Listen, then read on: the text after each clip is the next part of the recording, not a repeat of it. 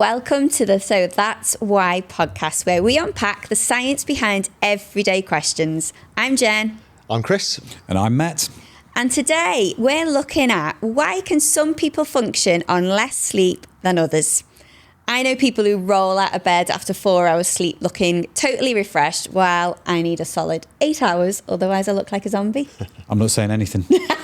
But I know what you mean, right? The guys that sort of bounce into work at 7 a.m. chirping, good morning, after staying, I can't do that twice, after staying up until, like 2 in the morning. Meanwhile, I've got 7.5 hours sleep and I'm still questioning my life choices after my third dose of caffeine, Exactly. There's this whole culture where sleep deprivation is worn like a badge of honour. I only need 5 hours. I'm just a built different. Well, what is fascinating is some people genuinely are built different, but we are talking about less than 1% of the population that actually have these genetic mutations. The rest, they're more likely kind of kidding themselves. That's no offence to anybody, by the way. Wait, genetic mutations? Are we talking like superhuman abilities? Legitimate superhuman abilities. So these are legitimate biological differences. So there are specific gene variants that fundamentally alter how your brain processes sleep cycles. So these people with this ability, this mutation, if you like, they don't just cope with less sleep. They actually need less while maintaining the same perfect cognitive function. Okay, so someone claiming they don't need sleep might actually then be genetically different, is what we're saying. They might be, but they would also be one of the rarest humans on the planet. But far more likely, there's someone who's just accumulated massive sleep debt and they don't realise how impaired they actually are. Because, after just 24 hours without sleep, your brain function, it does drop to a similar level to someone who's a little bit drunk, right? That explains a lot then. Like half the startup founders that I know that brag about getting 4 hours sleep, they're basically running on fumes, right? They're running their companies on fumes or slightly pickled, but that's another story. Yeah, for most, they probably are running those companies on fumes or pickled. So basically, people with a 4-hour sleep schedule, in the most cases, it's probably not something to brag about. And I've been feeling inadequate based on genetic anomalies. It's like me trying to compare my running speed to Usain Bolt. Yeah, I like that. So if we look at some research, there was a study done involving, I think it's 5,000 people or over 5,000 people, and it showed us that after one night of 4 to 6 hours sleep, your reaction time slows by 50%. But what's more, your working memory drops by 40%, and your ability to form new memories also decreases by the same level, about 40%. So I guess then, it's massive, right? Yeah. So it means that we don't realise how impaired we actually are. Well, exactly, because your brain adapts to feeling tired. So you think you're functioning normally when you're actually functioning like you've had several drinks. It's got a name, sleep debt. Sleep debt. Mm-hmm. You can get a MasterCard for that. What about people then who do genuinely seem fine, right? Like I've got a mate, can sleep 4 or 5 hours a night. They like to run. They work hard. He's got a pretty successful career. Well, he might be one of these, natural short sleepers, these ones with the genetic mutation. But that would make him very rare. So it's more likely he is a sleep debt accumulator. I love that. So this is someone whose body's adapted to this chronic restriction, but they could be like paying hidden health costs.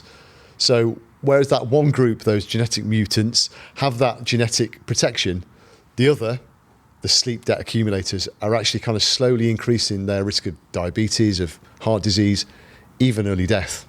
Because it's important, isn't it? During sleep, your brain doesn't shut down. It just goes into like maintenance mode and your brain cells shrink by 60%. And that just gives your brain time to flush out the toxins, the waste products, including the proteins they say now that cause Alzheimer's. That's pretty impressive, right? So I guess then, so when someone says they're too busy to sleep, they're saying they're too busy to let their brain, in effect, take out the trash. So I'm curious, guys, like how did scientists even discover these genetic differences in the first place?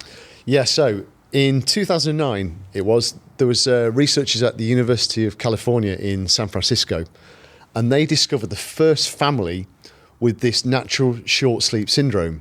And it was a mother and daughter in this family that could require just 6.25 hours of sleep per night versus 8.06 hours for the other family members. In one family. That's incredibly rare. Exactly. It's extraordinary. Yeah, the same family. So what they did, this mother and daughter, they carried a mutation in what's known as the DEC2 gene, and it affects the molecular clock in your brain. But since then, scientists have discovered other mutations in other genes that have these similar effects. But yeah, it was groundbreaking. Wow, and it sounds like they won the genetic lottery. Except, well, I guess instead of the millions, they won the ability to function on a lot less sleep, right? I think I'd take the millions. Just saying. Yeah, I don't know which one's more useful. Yeah, it's a good question. Yeah, but what makes these people like remarkable is they maintain normal sleep, what we call architecture. So what I mean is their brains cycle through the same stages as the rest of us, just more efficiently with less over that shorter time. Right, because sleep's got distinct stages, doesn't it? So stage 1 is the light transition stage. Stage 2 is where you spend about 45% of your night when your sleep spindles, block external stimuli so you can rest. Sleep spindles. Honestly, it just makes me think stairs. Sleeping Beauty, I think Sleeping Beauty. Do you? Well, yeah, no, I get that. Yeah, I get it. Just makes me think of the spindles in my staircase. I'd probably more call sleep spindles like your brain's security system. That's probably better. Yeah, well, it's a bit less boring than stairs. Stairs are quite boring.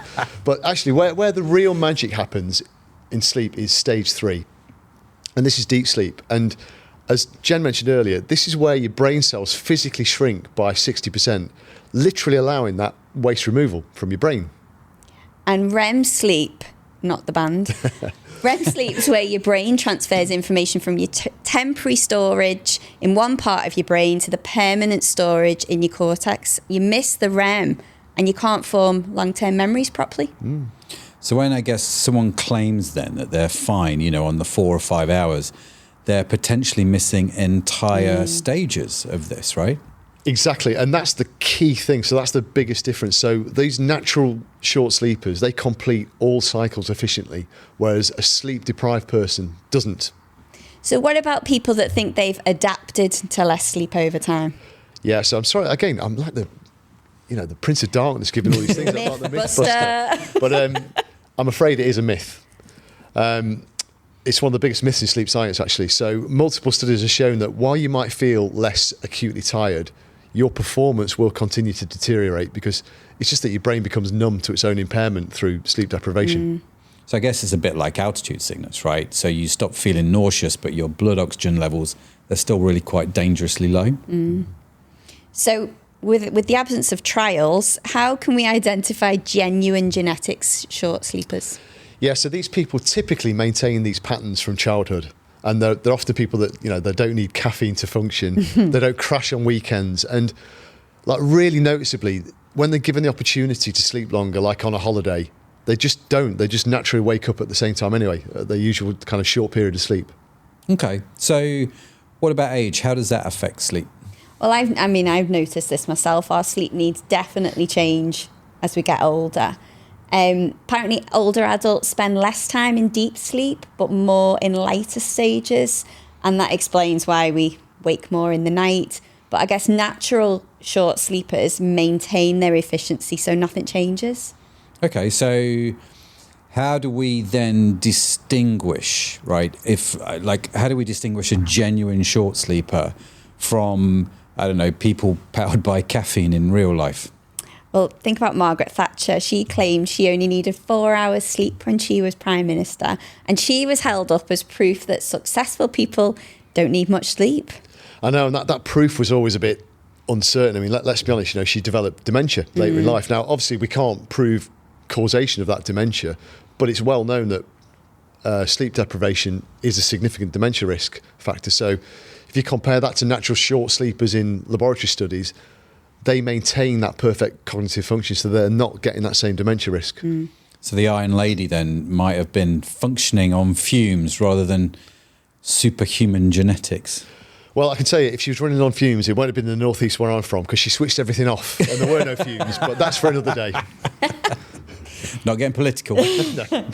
So what about teenagers? They genuinely need 8 to 10 hours sleep. They're biologically programmed to stay up later and sleep later. I mean, I know this from having teenagers in the house. Yeah, you and me both. Like forcing my teenager to get up at 6 in the morning, like we're going on holiday, is like forcing an adult to wake up at 4 in the morning, right? Yeah, and it explains why getting them up for bed, you have to do it in several stages, don't you, to wake them for school. Yeah, totally. Some things will never change. Yeah. So moving around, fact fans, here's something interesting for you. Before the Industrial Revolution, people routinely practiced what was known as biphasic sleep. So what would happen is you'd have a first sleep between about 8 o'clock at night and midnight. Then you'd have this period of, let's call it, quiet wakefulness. And then a second sleep until dawn. So our modern 8-hour block then might be sort of historically abnormal. Some people, like worrying about getting up in the middle of the night might be experiencing just their natural pattern. So what about demanding jobs like doctors, emergency workers, parents with newborns that have to sleep differently, don't they? I know, that's probably the hardest job of the lot, isn't it? But yeah, these professions show how challenging, extreme sleep deprivation can be. So medical residents often work, full 24-hour shifts, don't they? But research has shown that after that long without sleep, anybody's cognitive function and reaction time can drop by 40 to 50%, which is rather frightening when you think of people in, surgical jobs and whatever else. But the medical profession, thankfully, has recognised this, and that's why hospitals are implementing much better scheduling, for fatigue management and protocols. Yeah. Well, it makes you realise, isn't it, that by pushing through exhaustion, it's maybe isn't a superpower. Maybe it's a bit crazy to do, I don't know, like running a marathon in concrete boots. Doesn't make sense, right? I've heard that, speaking of running, I've heard professional athletes often sleep like 9 to 10 hours a night plus naps. I mean, I don't know about you, but I'm jealous. No, totally. And sometimes more. So Roger Federer famously talked about how he slept 12 hours nightly at his peak. So for these athletes, it's not just a nice thing. It's a critical part of their routine because more sleep means better performance, fewer injuries, longer careers. So we know we've all got different sleep needs. How do we figure out what's right for us? So the best thing to do is try and pay attention to your natural patterns when you're not forced into artificial schedules. So what I mean by that is if you could sleep whenever you wanted for 2 weeks, no alarms, no nothing, what would your pattern look like? Oh, that's a good question, isn't it? What happens, I guess, when I'm on holiday, and not setting alarms and surviving on OJ and caffeine. I bet you crash for about 10 hours at the start and then you probably settle into something a bit more reasonable. And that crash is you paying back your sleep debt. And probably after you've recovered from that, you probably go into a nice natural pattern. Okay, so hopefully we'll find out one day. Yeah, it might take a while to do when you first go on holiday. Yeah. I'm curious then, if I've been accumulating this sleep debt, I guess, what are some of the warning signs of chronic sleep deprivation? How do I recognize this? Yeah, so if you're somebody that needs caffeine to function, that's a classic sign. But also, I think people that fall asleep within minutes of lying down, or you sleep significantly longer on weekends, or feel really groggy and needing time to kind of come around and wake up, they're all classic signs of sleep debt. Okay. And does it matter, where timing is concerned, like the time I fall asleep, or the quantity, or is it just the quantity of sleep? Timing matters enormously. So your body has what we would call its natural circadian preference, its circadian rhythm. That's, when you should be going to sleep and resting and rising. So you've got early risers versus night owls, and it's real. People who claim to be night owls sometimes get a bit of grief, and people don't believe there are early risers, but it's perfectly true. And fighting your natural kind of circadian rhythm is a bit like pushing water uphill. So this explains why my many efforts to try and be a morning person have failed. I've been fighting my biology. That's it. You keep telling yourself that. when you're pushing that alarm back another 10 minutes. Snooze, yeah. The other thing that matters a lot is the environment. So if you're trying to go to sleep in an environment that's too warm or too noisy or too bright, it's forcing your body to work harder during sleep. So let's be honest, your bedroom should feel like a cave. Man cave? I don't know. But like a cool temperature around 16 to 20 degrees Celsius, which for our US viewers is about 60 to 67 degrees Fahrenheit, if my conversion math is about right. You need complete darkness, minimal noise. That's the best conditions to try and get to sleep. Yeah, I definitely need it cold, like a window open or something is good. Me too. But what about supplements then? Because obviously there's lots of supplements out there. Can they help with sleep quality? Yeah, so while supplements can't help like your total sleep needs, there are certain ingredients we can supplement with that will help with sleep quality and help you wind down. So things like magnesium are well known for relaxation, like muscle relaxation. But there's an ingredient from green tea called L-theanine, which is really good for calmness and I guess helping the brain to just calm down on an evening. Ashwagandha, a very famous herb, is known for stress management, and we've got a supplement in vegetology course for sleep support, and we put these in there. So just trying to look at sleep and what are the different things that contribute to it, and can we take these things from nature and make good use of them. And lots of people use melatonin, don't they, to help with the timing, like shifting the circadian rhythms, especially with jet lag or shift work. Yeah, exactly. So yeah, melatonin, again, it's supposed to try and help reset your body clock almost. But quality sleep support works with your body rather than fighting against it. So even though supplements won't turn you into one of those genetic short sleepers I mentioned, but we're not quite there yet. But they will help. They can help to just give you a little boost, a little help along the way. And so sleep connects to practically every other health aspect. If we get this foundation right, everything else will just function better, won't it? You're right. It is literally affecting everything. So think about the immune system, your metabolism, emotional regulation, even down to your decision-making ability. They're all directly impacted by sleep. I suppose, just a little analogy, if you think of a house and its foundations, if they're a bit unstable, everything on top's a bit shaky. And it's the same, if you're tired, everything kind of gets a little bit worse, doesn't it? Which is interesting, is it? Because I think we all instinctively know this. I mean, just from, we've been around a while, right?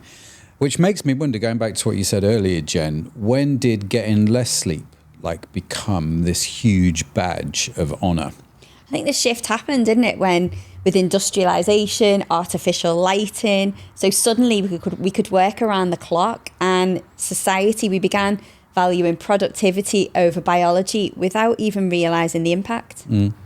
You're right. And I mean, you mentioned, the badge of honour, and people do talk it up. Like, if you're an entrepreneur, you've got to be able to survive on the hustle, the grind. Sleep. But it's so true. Like, poor sleep affects everything. It affects mood, it affects relationships, your decision making, your career. Sleep deprivation, it changes, even your hunger and your satiety hormones. It makes you crave the wrong kinds of food, like, high calorie foods. Definitely. When was the last time when you were tired, you wanted to eat a banana? You want to eat a pizza, right? Yeah, pizza and kebabs, right? I mean, I'm guilty. If I go back to my student years, which I appreciate was a while ago, I would brag about pulling out, the all-nighters. But what I'm hearing is probably what I was doing was making myself temporarily stupid and irritable. Now, granted, I grant you, I do not need to pull an all-nighter to be temporarily stupid or irritable. But, the two are probably connected. But many problems are actually sleep problems disguised as something else. Totally, yeah. So if you take exercise, for example, so sleep is when our muscles repair themselves and grow stronger. So without that adequate sleep, you don't get adequate recovery, exercise becomes less effective, and you become more injury prone. Yeah, and also there's an interesting, talking of problems, there's an interesting relationship between sleep deprivation and anxiety or depression, isn't there? So those two things can be bidirectional. So sleep deprivation can trigger anxiety and depression, but if you're anxious or have depression, then it affects your sleep. It becomes a catch-22. Absolutely. So what we're saying is understanding our individual sleep needs isn't just about feeling rested, it's about optimizing our entire lives. So why can't some people function on less sleep while others seem fine? Yeah, so going back to the start, it's because sleep needs are genetically determined. So we've got less than 1% of the population carrying these mutations that allow them to genuinely thrive on minimum sleep. The vast majority of us claiming to function fine are chronically impaired and just don't realise it. And let's be honest, kind of kidding themselves. Yeah. So those colleagues that do come bounce into good morning, apparently I could do it twice. So they come back, they aren't superhuman, like you say, they're kidding themselves, and maybe they've, like, I love this phrase, they've genetically mutated. Like they've become a member of the X-Men. So that's why that person who doesn't need sleep either has won the genetic lottery or is slowly sabotaging their health. Your brain literally takes out the trash during sleep. It's essential biological housekeeping. It's not optional. So that's it for this week. Make sure you hit that subscribe button, as we're going to be unpacking the science behind everyday questions each week. And tell us in the comments what questions you'd like us to explore. Thanks for geeking out with us. But for now, that's it from me. That's it from me. And that's it from me. Bye.